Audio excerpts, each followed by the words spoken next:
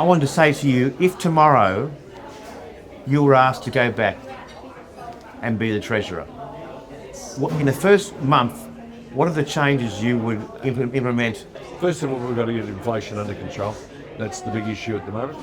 and how would you do that? Well, I think there's two things that have to be done.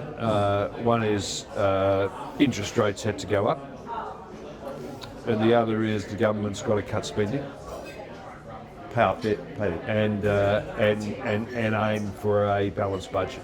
And the second thing I think is we've got to work at making the economy more productive again. What we call the productivity agenda, and that involves more efficient electricity arrangements, better transport arrangements. I feel particularly for the young home buyers that They've got no equity in their pocket. we're encouraged to borrow a lot because interest rates were low, and they're going to get caught.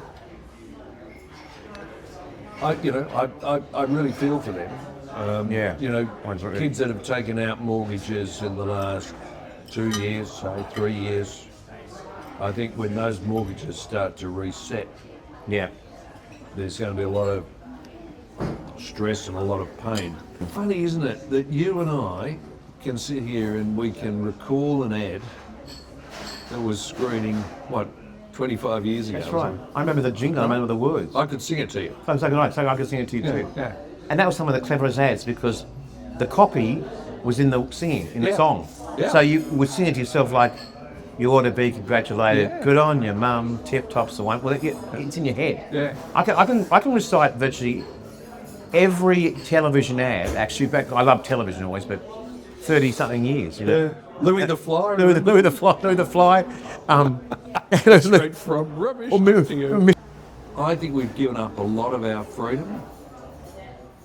I'll tell you, I also think during the COVID thing, people were in my view, far too compliant. I think the way in which that was. the You look back at it population now, and was- you think, was what bullied. do we do? was bullied. I know. I think Dan Andrews' government. Well, in behaved Victoria, for appallingly. example, they had a curfew, right? And you weren't allowed out of your home between the hours, I think, of 9 and 6, 9 p.m. to 6 a.m., right?